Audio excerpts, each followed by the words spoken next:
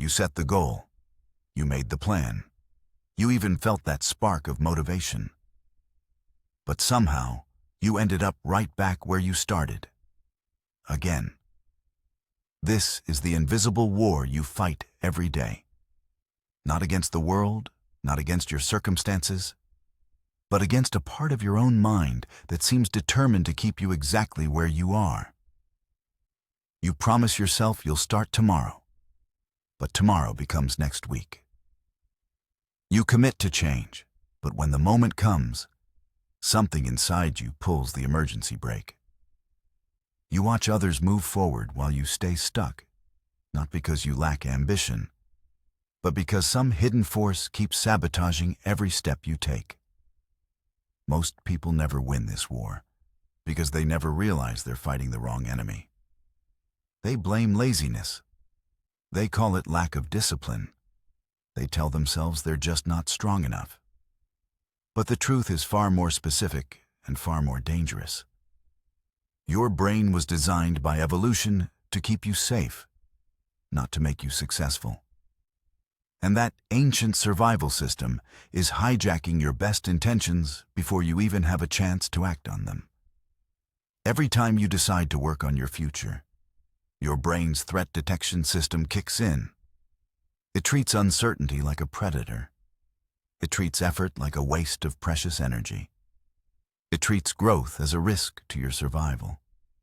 And before you know it, you're on the couch instead of at the gym, scrolling instead of building, waiting instead of creating. This isn't a character flaw. This is biology working exactly as it was designed to work.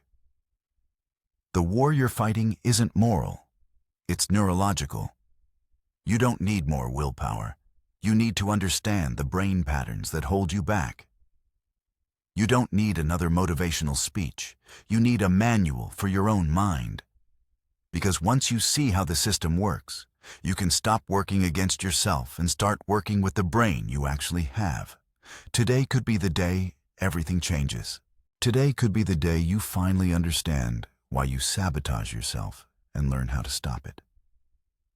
Not through force, not through guilt, but through understanding the science and applying the solution.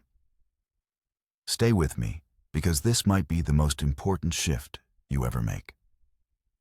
Chapter 1 begins now. Chapter 1.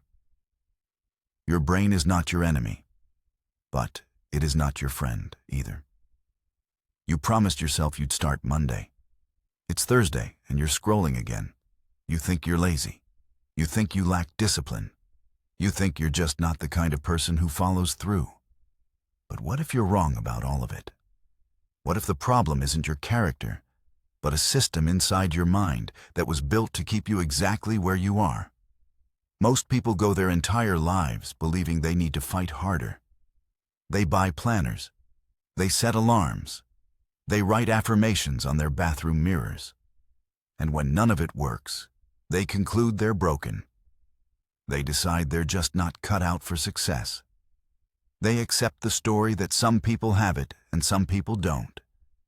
And they happen to be the ones who don't. But that story is a lie, and it's costing you everything. The real reason you sabotage yourself has nothing to do with willpower and everything to do with wiring. Your brain runs two operating systems simultaneously, and they want opposite things. One system wants growth, progress, and long-term rewards. The other wants safety, comfort, and immediate relief. The problem isn't that you're weak. The problem is that the safety system is faster, louder, and far more practiced at winning. Think about what happens when you sit down to work on something important. For the first few minutes, you feel focused. You open the document, you start typing. Then something shifts. A feeling creeps in. It's not a thought at first. It's a sensation. Restlessness. A slight tension in your chest. A whisper that says, "This is harder than it should be." And suddenly, without any conscious decision, you're checking your phone. Or you're opening a new tab. Or you're getting up for a snack you don't need. That wasn't a random impulse. That was your survival system detecting discomfort and interpreting it as danger. Your brain equates uncertainty with risk. It equates effort with wasted energy. It equates growth with potential death. And it responds the same way it would if you stepped into traffic. It pulls you back to safety. The survival system doesn't care about your goals. It doesn't care about your dreams.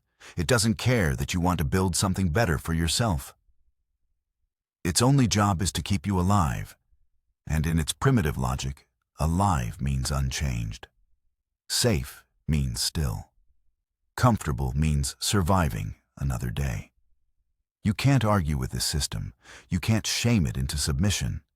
You can't overpower it with positive thinking or motivational quotes. It's not listening to logic because it was never built to listen. It was built to react. It was built to protect.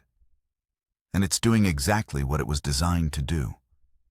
But here's what changes everything. You don't need to defeat it. You need to work around it. You need to understand when it's activating and recognize it for what it is. An outdated alarm system that can't tell the difference between building a business and walking into a lion's den. The first step is simple, but it's not easy. You have to start noticing the moment the switch happens. Not after you've already spent an hour on your phone. Not after you've already abandoned the project for the day. You have to catch it in the act. Right now, you probably don't notice the shift because it feels like a natural part of your day. You're working, then you're tired, then you're resting. You're focused, then you're distracted, then you're doing something else. The transition feels seamless because you're not watching for it. But if you pay attention, you'll start to see the pattern. There's always a moment. Maybe it's a slight tightness in your shoulders. Maybe it's a vague sense of boredom that appears out of nowhere. Maybe it's a thought that whispers, "This is too hard," and you should take a break. That moment is the survival system activating. That moment is where the sabotage begins. You don't need to fight it when you notice it. You just need to name it. In that split second, say to yourself, "That's my survival system." Not "I'm lazy," not "I'm weak," not "I'll never change." Just, "That's my survival system doing its job." Naming it creates distance. Distance creates choice, and choice creates power. Once you can see the mechanism, you stop taking it personally. You stop believing the story that you're fundamentally flawed. You start to understand that you're not sabotaging yourself because you're broken. You're sabotaging yourself because you're running outdated software that was designed for a world that no longer exists. The man who finally understands this doesn't fight himself anymore. He doesn't spend his energy on self-blame. He watches his own mind like a scientist observing an experiment. He feels the restlessness rise. He recognizes it for what it is. And he makes a different choice. Not because he's stronger, but because he's smarter about how his brain works. He sits down to work, feels the discomfort arrive, and says, "There it is." He picks up his phone out of habit, catches himself, and puts it back down. He starts a task, feels the urge to quit, and reminds himself that the urge is just a signal, not a command. He doesn't win every time, but he wins more often than he used to. And each time he wins, the survival system gets a little quieter. Each time he pushes through the discomfort, the alarm rings a little less loudly. Each time he finishes what he started, the system learns that discomfort doesn't mean death. This is how you stop working against yourself, not by becoming a different person, but by becoming the person who understands the person you already are. You don't need to build a new brain. You need to stop letting the old brain run the show without supervision. Your strongest self isn't on the other side of beating yourself into submission. It's on the other side of understanding the part of you that's been beating you down. It's waiting in the space between the urge and the action. It's ready to emerge the moment you stop treating your brain like an enemy and start treating it like a tool that needs better direction. The war isn't over, but now you know who you're fighting. And more importantly, you know how to win. Chapter 2. Protect your focus before your brain hijacks it. You sit down to work. Your phone lights up. 2 hours later, you're exhausted, but not from work. Your focus was hijacked. This is how the war is lost every single day. Not in big failures, not in dramatic collapses, but in 1,000 tiny thefts that happen so smoothly you don't even notice them. Your attention is the most valuable resource you have. And right now, it's being stolen from you one notification at a time. Most people think they control their attention. They believe they choose what to focus on. But if you actually tracked where your time goes, you'd see a different story. You'd see that your phone gets checked 144 times a day. You'd see that every time you get distracted, it takes 23 minutes to get back into deep focus. You'd see that by the time evening comes, you've spent 8 hours reacting and almost none creating. This isn't your fault, but it is your problem. Your brain was designed to seek stimulation. In a world of scarcity, this kept you alive. It made you notice movement in the bushes. It made you alert to changes in your environment. It made you curious about anything new. But now that instinct is being exploited by a device that fits in your pocket and delivers infinite novelty on demand. Every time you check your phone, you get a tiny hit of anticipation. Maybe this notification will be important. Maybe this message will change everything. Maybe this scroll will reveal something you need to know. That maybe is what keeps you hooked. It's the same mechanism that makes slot machines addictive. Variable rewards, unpredictable wins, and the eternal promise that the next pull might be the big one. The survival system in your brain doesn't understand that your phone is infinite. It thinks it found the best hunting ground in history. It thinks every buzz might be a signal worth responding to. And because it was built for a world where information was rare, it treats every ping like a potential threat or opportunity that could mean the difference between survival and death. You can't delete all your apps. You can't throw your phone away. You live in a world that demands connection.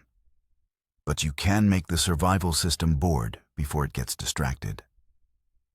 You can create so much friction between you and the distraction that your brain decides it's not worth the effort. The first step is the 10-minute rule. When you feel the urge to check your phone, wait 10 minutes. Not forever, not an hour, just 10 minutes. This is long enough for the survival system to lose its edge. The urgency fades, the anticipation drops, the itch becomes manageable, and most importantly, you prove to yourself that you can feel the urge and not obey it. The second step is to redesign your environment. Don't rely on willpower. Willpower is what the survival system eats for breakfast when it's hungry. Instead, make the bad choice harder than the good one. Delete social media apps from your phone and force yourself to use them on your computer. Turn your phone to grayscale so the colorful icons lose their power. Put your phone in another room when you need to focus. Create a gate that requires real effort to open. The third step is the 45-minute timer. Set a timer for 45 minutes of uninterrupted work. Not an hour, not 2 hours. 45 minutes is long enough to accomplish something real and short enough that your survival system doesn't panic. When the timer starts, your phone is face down, in another room, on silent. When the timer ends, you can check it. This creates a predictable structure that calms the ancient part of your brain. It knows there's an end. It knows relief is coming. It can wait. Most people try to fight distraction head on. They try to be stronger. They try to resist harder. But that's like trying to hold your breath underwater forever. You might last a minute, You might last 2. But eventually, biology wins. The survival system always wins when you fight it directly. The man who learns to protect his focus doesn't fight harder. He fights smarter. He doesn't try to resist the phone. He makes the phone irrelevant. He doesn't try to overpower his impulses. He removes the triggers that create them. He doesn't rely on willpower. He builds a system that works when his willpower is gone. Imagine a day where you wake up and your phone stays in another room for the first hour. You eat breakfast without checking anything. You plan your day before the world demands your attention. You sit down to work and 45 minutes pass without you noticing. You finish a task completely before you even think about what's happening online. You feel tired, but it's the good kind of tired. The tired that comes from building, not from reacting.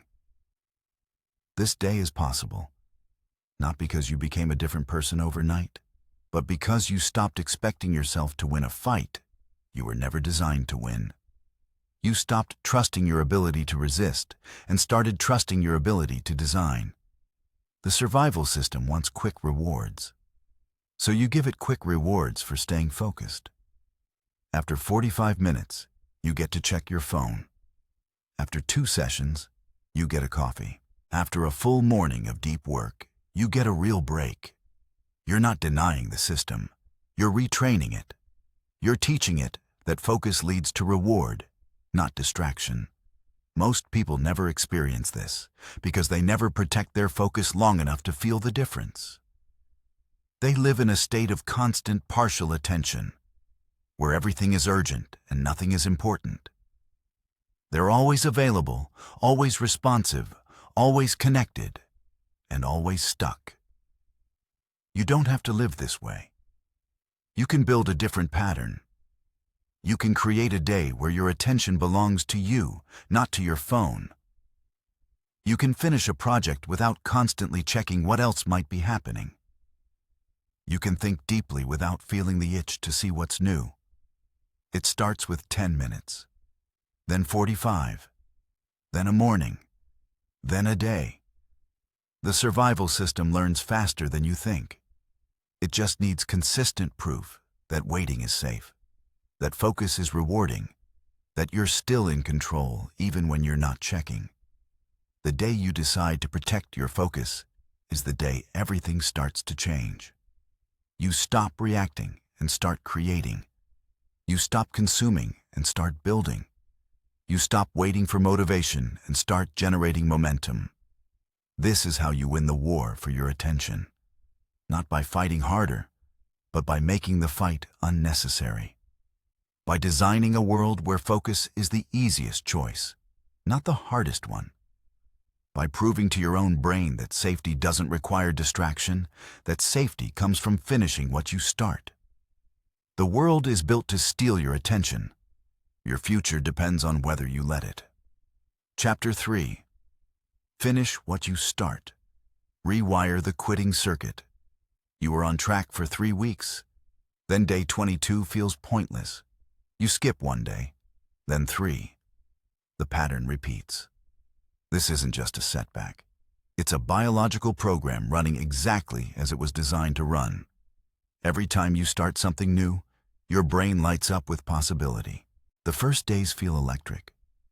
You're making progress. You're seeing changes. You're telling yourself this time is different.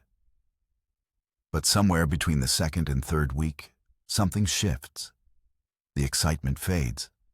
The progress slows. The work starts to feel like work. And that's when the survival system makes its final move.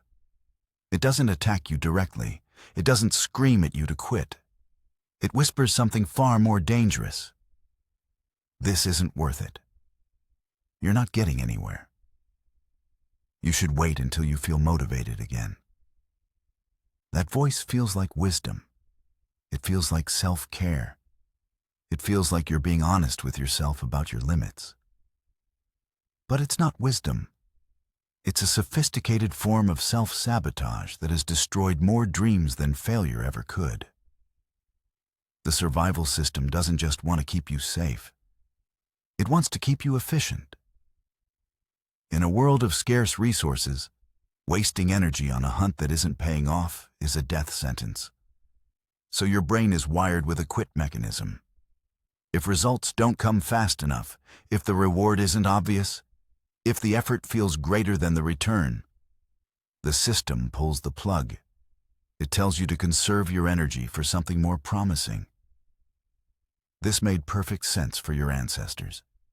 If they spent 3 weeks tracking an animal that kept getting away, the smart move was to quit and find easier prey. The individuals who kept chasing impossible goals starved. The ones who cut their losses survived. But you're not hunting animals. You're building skills. You're creating businesses. You're transforming your body. And these things don't reward you on a predictable schedule. They demand weeks, months, even years of effort before the payoff becomes visible. Your brain's quit mechanism is perfectly calibrated for a world that no longer exists. The pattern is always the same. You start strong. You hit the first wall. You push through. You hit the second wall. You start to question.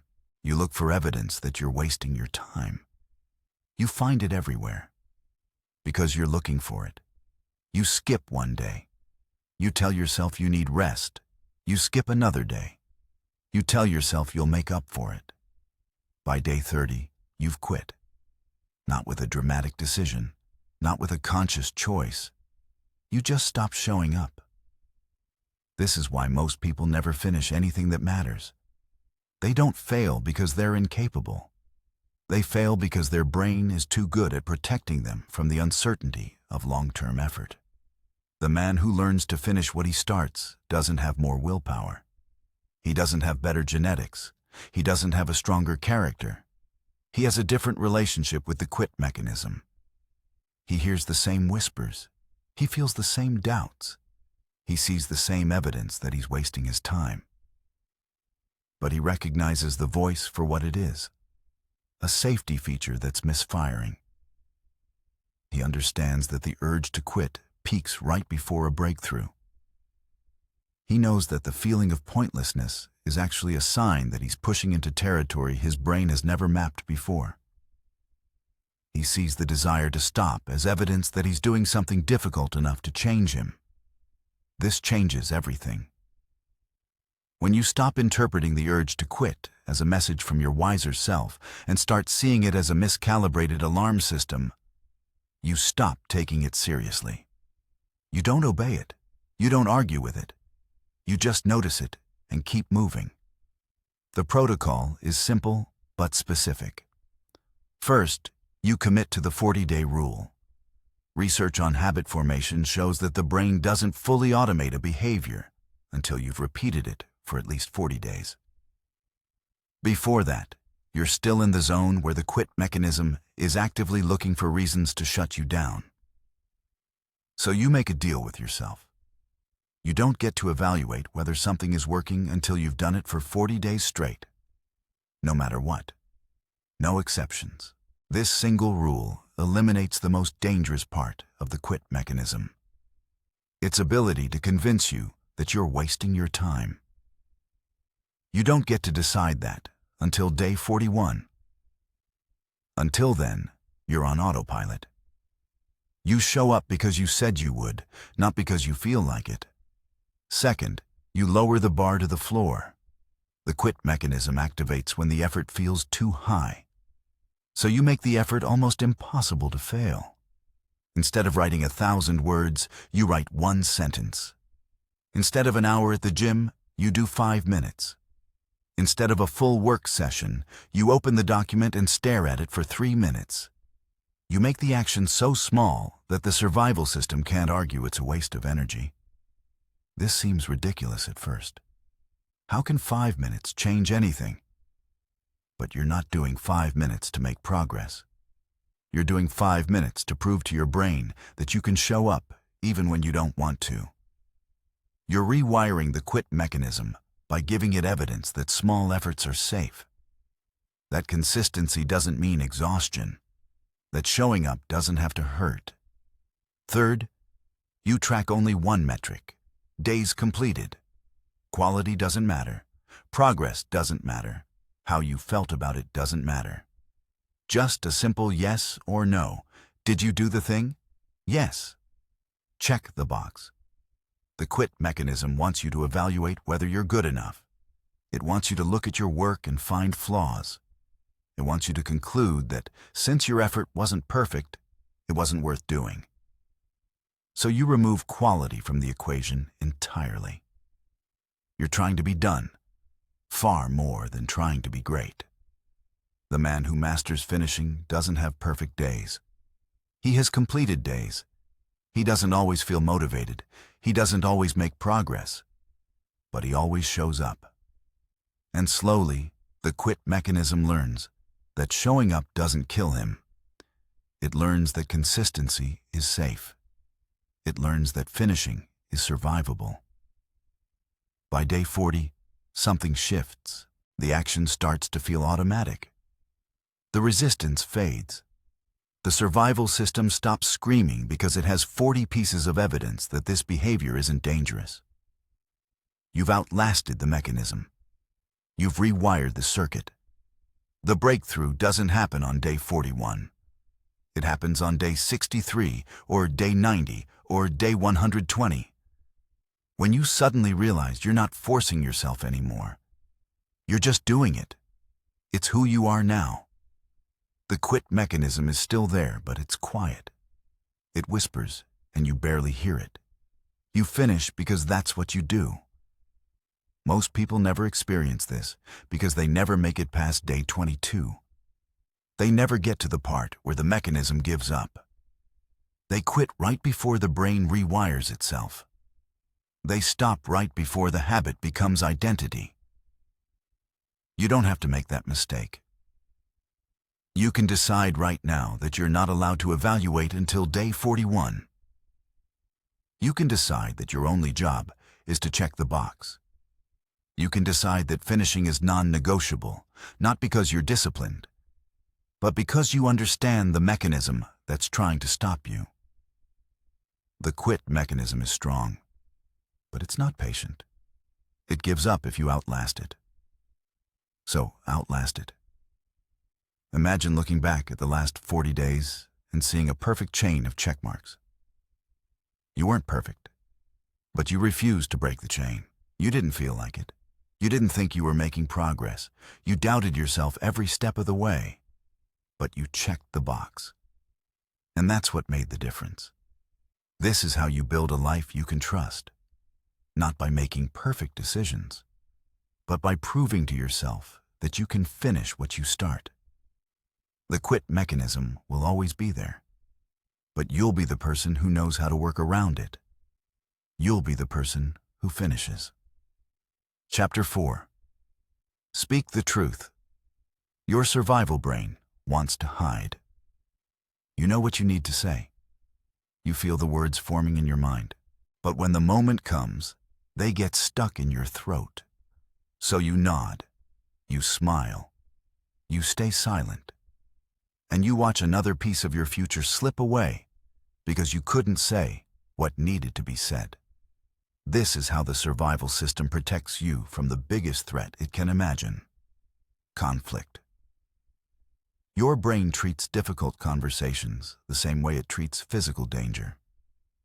The possibility of disagreement, rejection, or disapproval triggers the same alarm bells as stepping into oncoming traffic. Your heart races, your palms sweat, your mind goes blank, and you convince yourself that staying quiet is the smart, safe choice. But it's not safe. It's sabotage disguised as wisdom. The survival system doesn't care that your relationship is suffering because you won't address the real issues.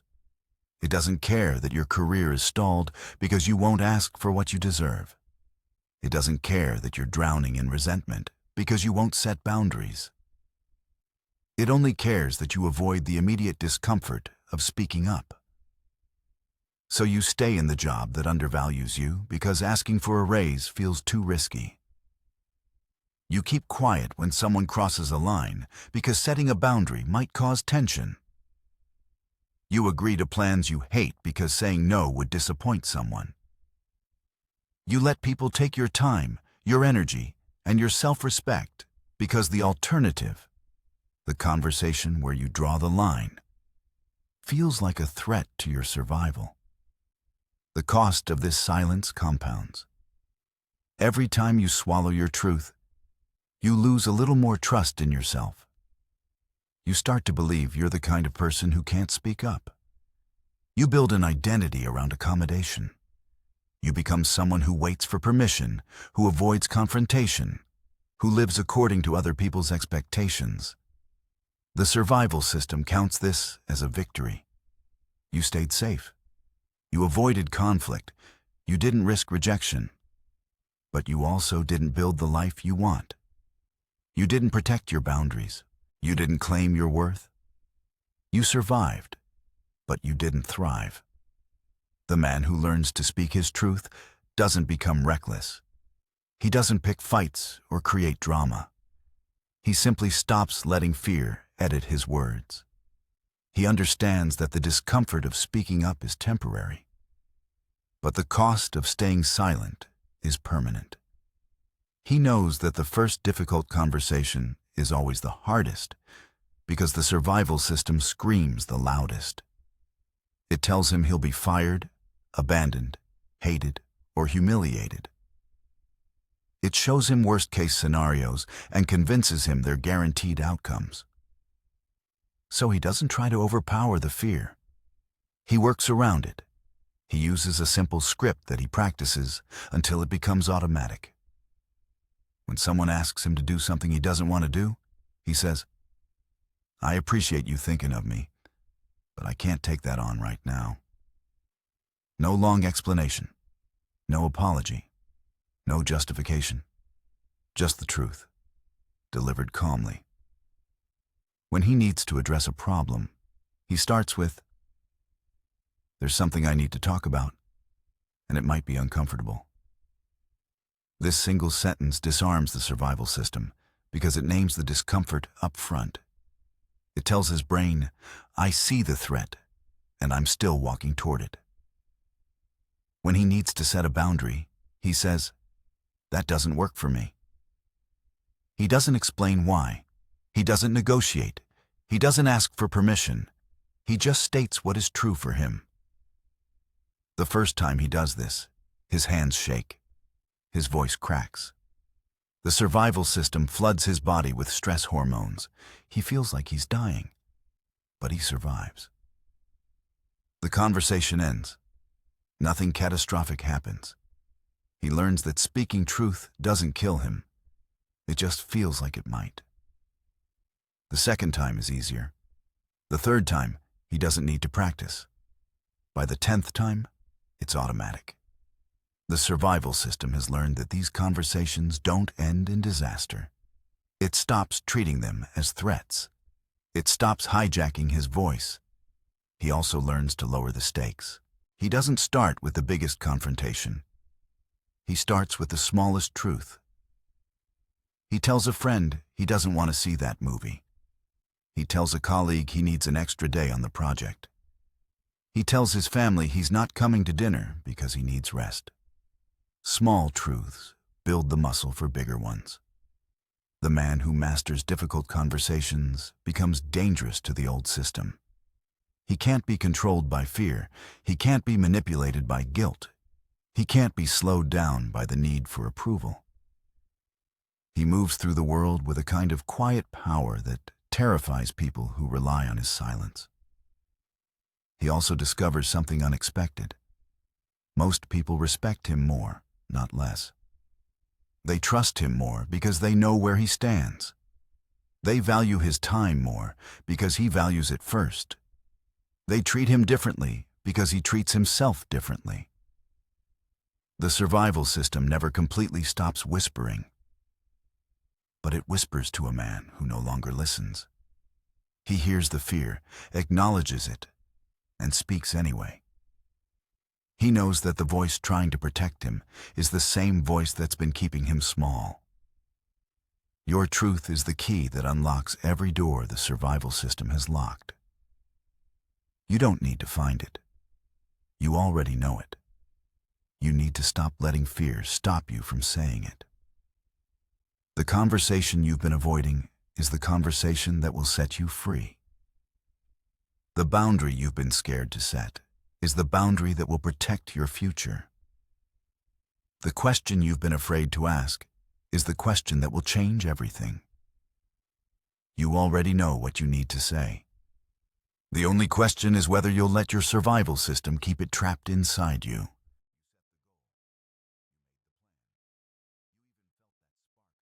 Chapter 5. You are not an imposter. You are under construction. You finally see progress. You're doing work you're proud of. People are starting to notice. And then a voice whispers, "You don't belong here. You're faking it. They're going to find out." So you slow down. You self-correct, right into self-sabotage. You stop speaking up in meetings because your ideas suddenly feel unoriginal. You stop sharing your work because it feels like you're pretending. You shrink yourself back to a size that feels safe, familiar, and definitively not fraudulent. This is the survival system's final trick. It lets you climb halfway up the mountain, then convinces you that you stole the climbing gear. It gives you just enough success to trigger the alarm. You're not supposed to be here. This is dangerous. Get back down before they catch you. Most people never escape this trap because they believe the feeling is evidence. If you feel like an imposter, you must be one. If you feel unqualified, you must be unqualified. If you feel like you're faking it, you must be a fake. But feelings are not facts. And in this case, the feeling is actually a sign that you're doing something right. The survival system treats growth the same way it treats any uncertainty, as a threat. When you're operating at a level you've never reached before, your brain has no evidence that you're safe there. It has no stored memories of success at this altitude. All it knows is that you're outside the zone where you've proven you can survive. So it sounds the alarm. It fills you with doubt. It makes you feel like you're about to be exposed. And it does all this because it thinks it's protecting you from the risk of standing somewhere you might fall from. This is why imposter syndrome hits hardest, right after a promotion, right after a breakthrough, right after you've publicly committed to something bigger than you've done before. The survival system doesn't sabotage you when you're failing. It sabotages you when you're winning. Because winning means you're climbing higher, and higher means more risk of falling. The man who learns to recognize this pattern stops taking the feeling seriously. He hears the voice, acknowledges it, and keeps climbing anyway. He understands that feeling like an imposter is actually proof that he's in the right place. If you're not feeling like an imposter, you're probably not growing.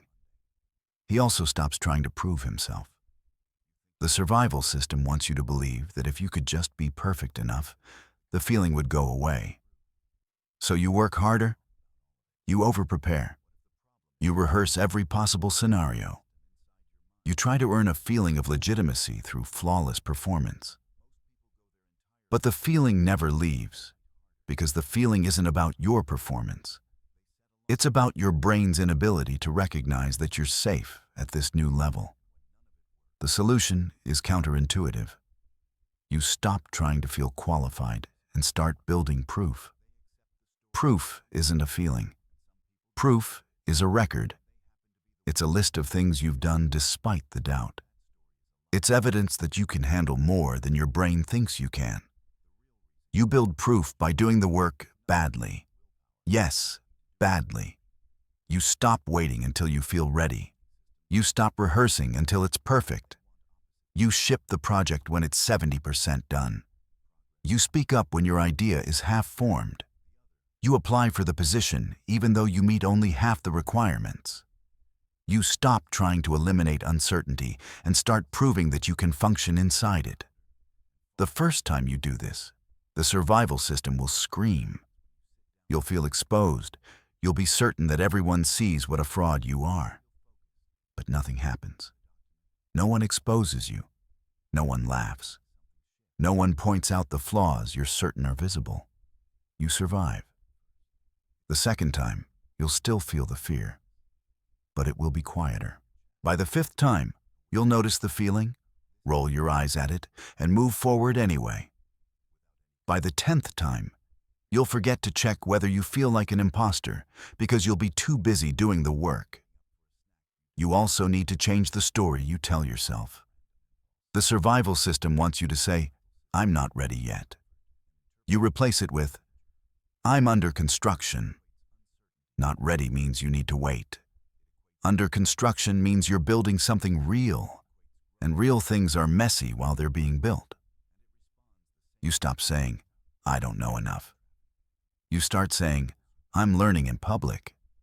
You stop saying, "I feel like a fraud."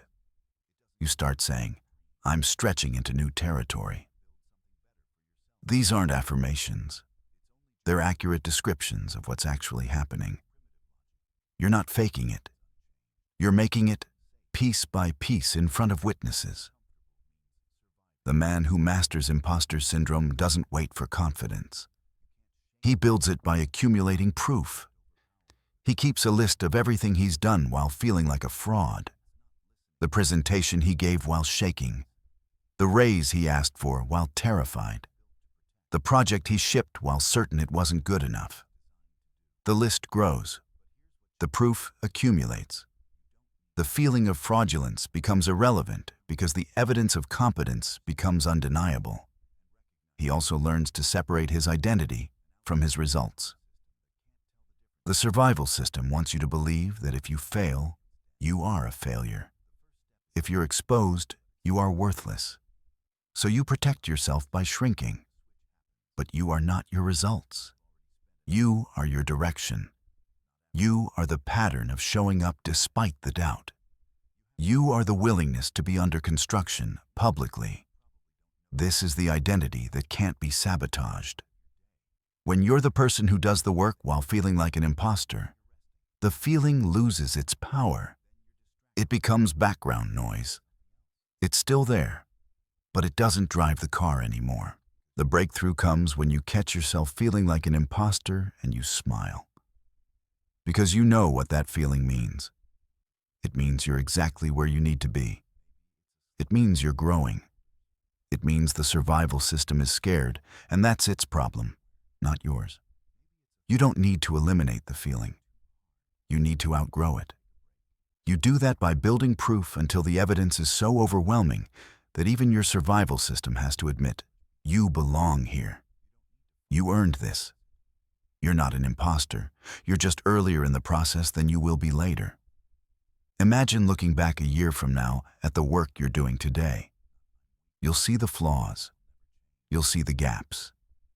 But you'll also see that you were building something real, even while you felt like you were faking it. You'll be proud not because you were perfect, but because you were under construction and you kept building anyway. This is the ultimate answer to imposter syndrome. You stop trying to feel legitimate and you start building proof that you are. You stop waiting for confidence and you start creating competence.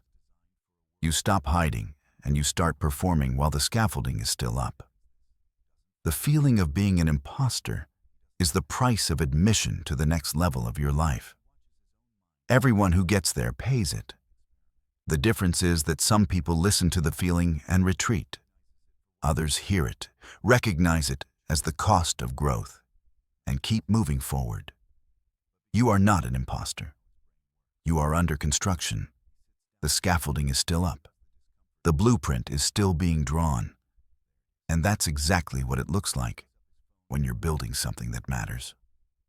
Chapter 6. Build a system that works when you don't feel like it. Motivation will leave you. Discipline will fail you. There will be mornings when your bed feels like it weighs 1,000 pounds and your goals feel like they belong to someone else. On those days, your survival system won't just whisper, it will scream. And if you're relying on how you feel, you'll lose. This is the moment that separates the person who changes from the person who stays the same. Not the day you feel inspired. Not the week when everything clicks. The day when you feel absolutely nothing. And you show up anyway. Most people build their lives on feelings. They work when they feel motivated. They exercise when they feel energized. They create when they feel inspired. Their entire system depends on a resource that disappears the moment they need it most. Feelings are unreliable. They're weather, not terrain. They change without warning. They can't be trusted to carry you through a storm. The survival system knows this. It waits for the moment when your feelings fade. It watches you build a routine based on inspiration. And it knows that inspiration has an expiration date. When that day comes, and it always comes, it doesn't have to fight you. It just has to let you stop. Because you never built anything that could work without your feelings. The man who builds a system that works when he doesn't feel like it understands that feelings are data, not directives. They tell him he's tired. They tell him he's uninspired. They tell him he's uncertain. But they don't tell him what to do. He has a system for that. His system isn't complicated. It's a set of simple rules that remove choice when choice is dangerous. He doesn't decide whether to go to the gym. He decides where his gym clothes are laid out the night before. He doesn't decide whether to write. He decides what time the document opens on his computer. He doesn't decide whether to make the call. He decides which number is already dialed and waiting. The system works because it separates preparation from execution. When you feel good, you prepare. When you feel bad, you execute. The preparation creates a path of least resistance that even a depleted survival system can follow.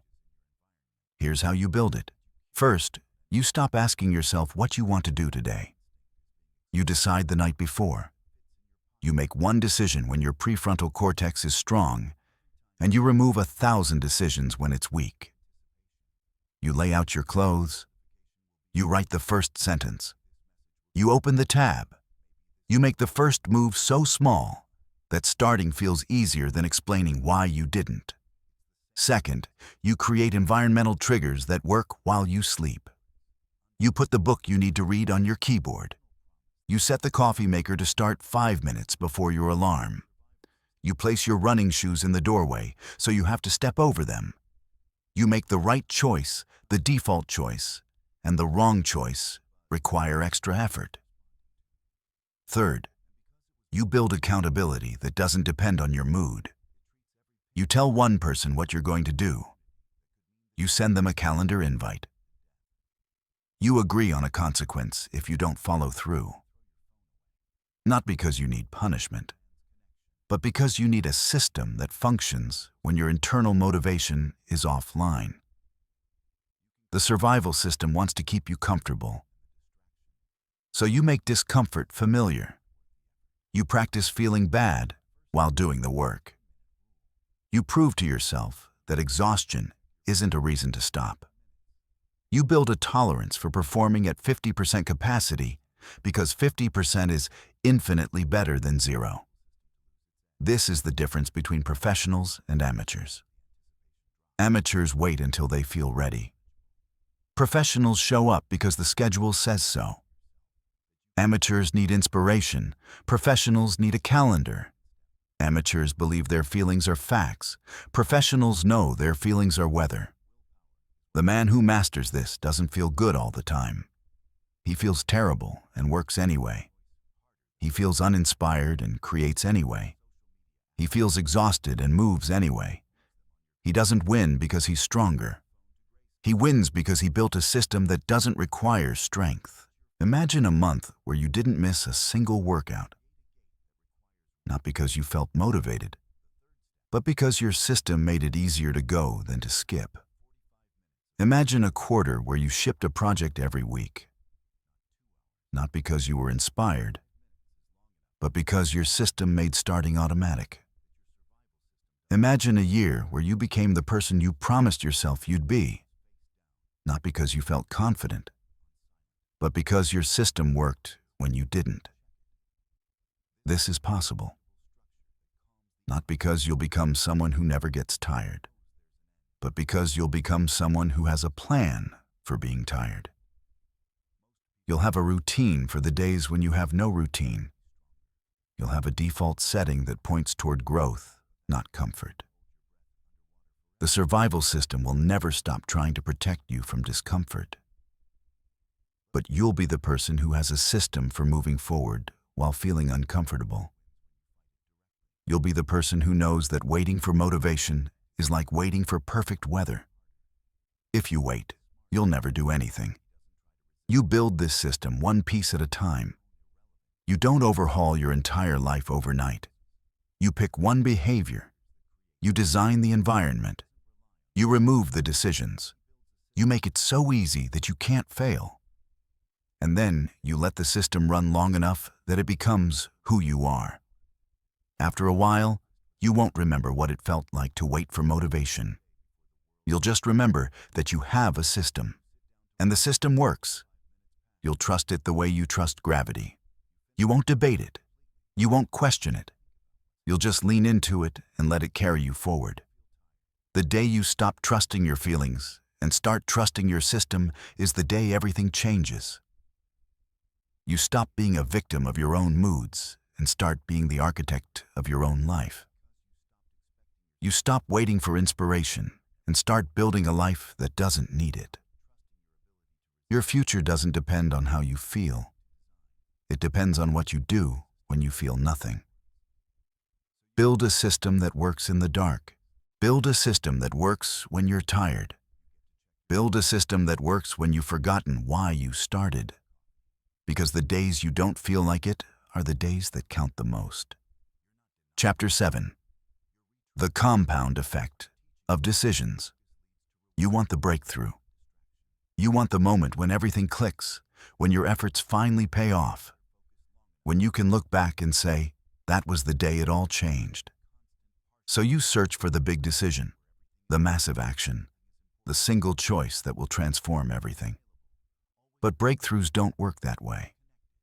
They're not born from giant leaps.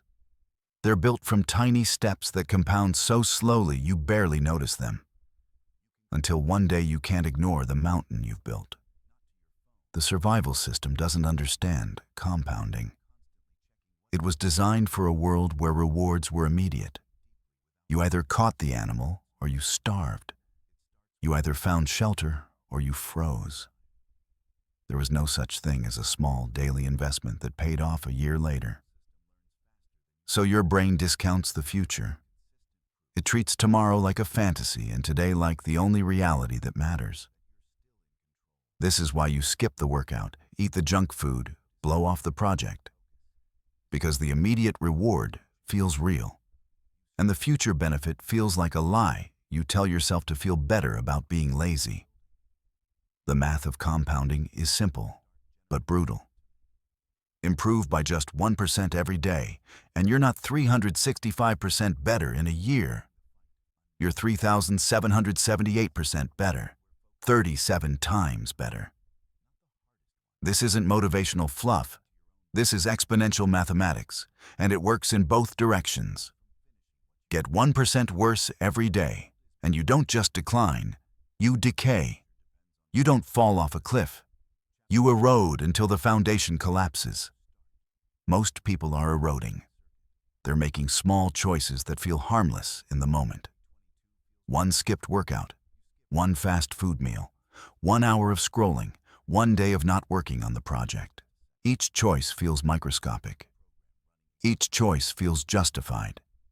Each choice feels like it costs nothing. But they're all compounding. They're all being multiplied by time. And the life you end up with is the product of daily decisions you thought didn't matter. The survival system encourages this erosion because immediate comfort feels like survival. It whispers that you can start tomorrow. It tells you that 1 day off won't hurt. It convinces you that you'll make up for it later. And because each individual choice seems so small, you believe it. You don't see the compound effect until it's too late. You wake up a year later and wonder how you got so far from where you wanted to be. You didn't fail dramatically. You eroded microscopically. The man who masters the compound effect stops looking for dramatic moments.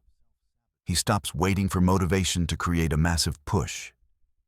He stops believing in breakthroughs and starts believing in bricks.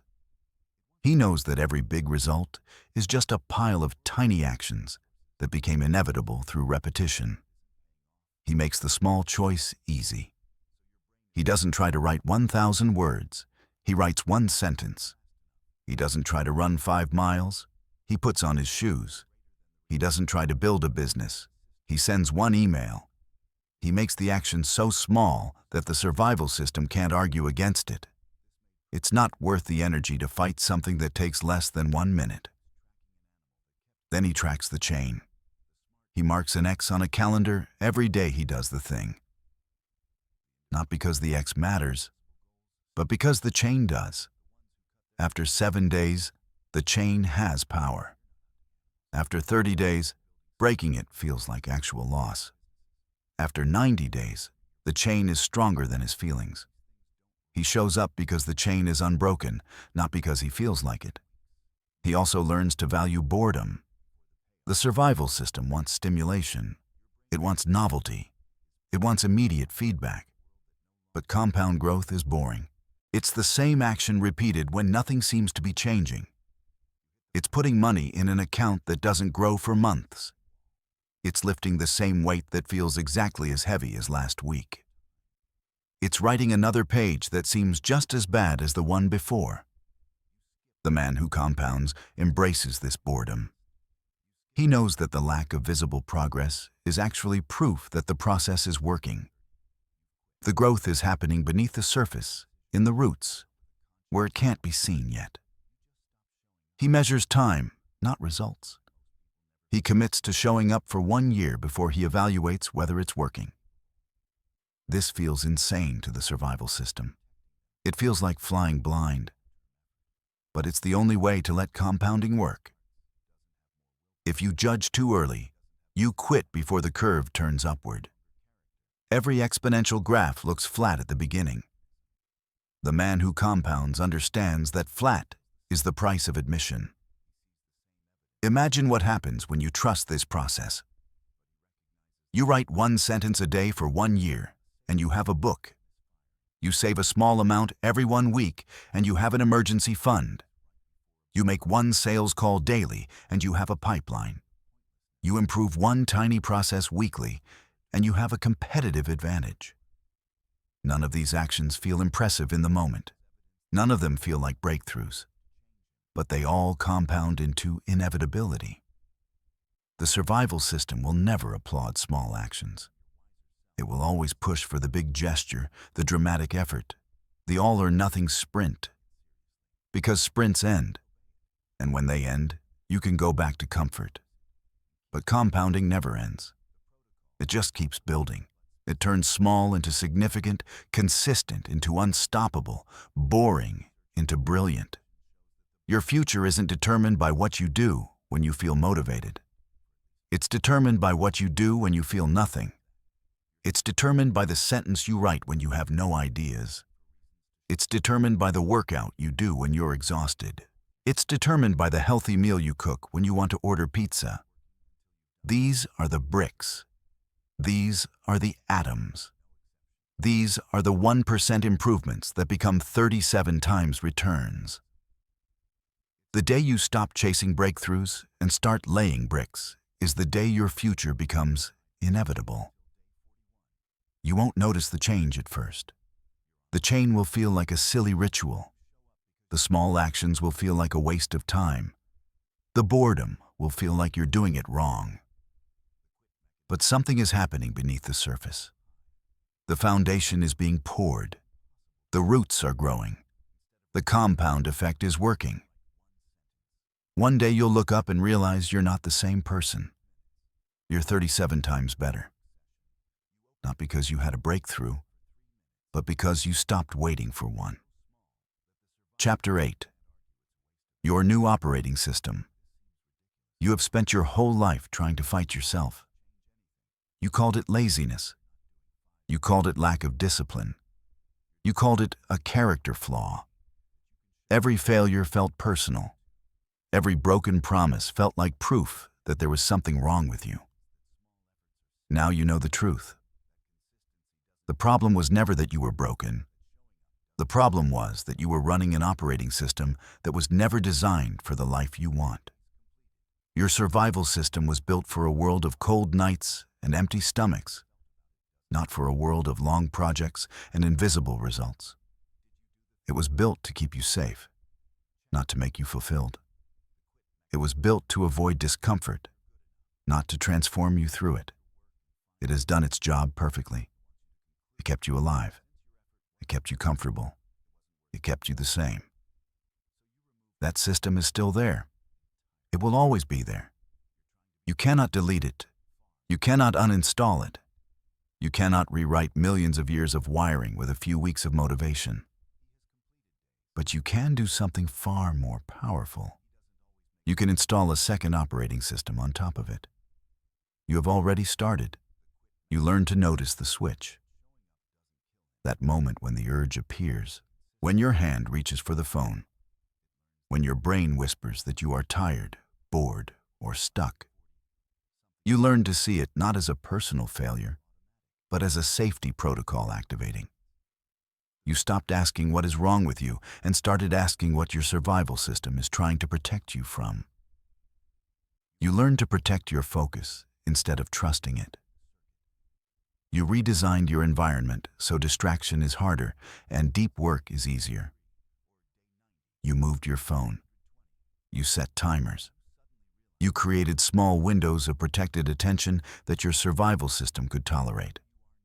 You stopped trying to be stronger than your impulses and started making your impulses irrelevant. You learned to finish what you start. You stopped letting your brain convince you to quit on day 20 when results were still invisible. You lowered the bar until showing up was almost impossible to fail. You tracked days instead of feelings. You built a chain of small completions that your survival system could no longer argue against. You learned to speak the truth your fear wanted to hide. You said the uncomfortable sentence. You set the boundary. You asked the question. You used simple scripts when your voice shook. You proved to your own nervous system that conflict does not equal death, that honesty does not equal abandonment, that discomfort does not equal destruction. You learned that feeling like an imposter is not a verdict. It is a sign that you are exactly where you should be. You stopped trying to feel ready. You started building proof. You allowed yourself to be under construction in public. You separated who you are from what you are still learning to do. You learned to trust systems more than moods. You prepared when you felt strong so you could execute when you felt weak. You moved choices out of the morning and into the night before. You let calendars, clothes, layouts, and accountability partners carry some of the weight your willpower used to lose. You learned to respect the compound effect. You stopped chasing dramatic change. You started laying bricks. One sentence, one call, one small step repeated so many times that it stopped being an effort and became an identity. You finally saw that the life you want is not a miracle. It is math. This is your new operating system. It is not a motivational speech. It is not a burst of inspiration. It is a set of rules that stay in place when your feelings leave. It is a blueprint for living with a survival system that still thinks you are in danger every time you grow. The old system says, avoid discomfort. The new system says, discomfort is data, not danger. The old system says, stop when you feel tired. The new system says, do something tiny and keep the chain alive. The old system says, stay quiet, keep the peace, do not rock the boat. The new system says, say what is true, even if your voice shakes. The old system says, "You do not belong here." The new system says, "You are under construction, and this is what building looks like." You will still have days when you lose, days when you scroll, days when you skip, days when you stay silent, days when you break the chain. That does not mean the system is gone. That does not mean you are back at zero. It means you are human, running two operating systems at once. The difference now is that you know how to reboot. You know how to return to small actions instead of dramatic promises. You know how to lower the bar until progress becomes possible again. You know how to speak one sentence of truth when a whole speech feels impossible. You know how to start another chain when the old one breaks. You also know what is at stake. This is not just about productivity. It is not just about money or fitness or career. It is about whether you spend the rest of your life working against yourself or working with the brain you actually have. If you keep obeying the old operating system, you will stay safe and comfortable and unchanged. You will die with potential still locked inside you, not because you lacked talent, but because you let fear run the machine. If you commit to the new one, you will still feel fear. You will still feel doubt. You will still feel the urge to run back to comfort. But you will move anyway. You will build anyway. You will speak anyway. You will finish anyway. You do not need to become someone else. You need to stop letting the oldest part of you decide what the rest of you is allowed to do. You need to stop giving your survival system the final vote on your future. From this point forward, every decision you make runs through a new question. Is this my survival system talking? Or is this my future self speaking? The survival system will choose comfort. Your future self will choose growth. The survival system will choose silence. Your future self will choose truth. The survival system will choose quitting on day 20.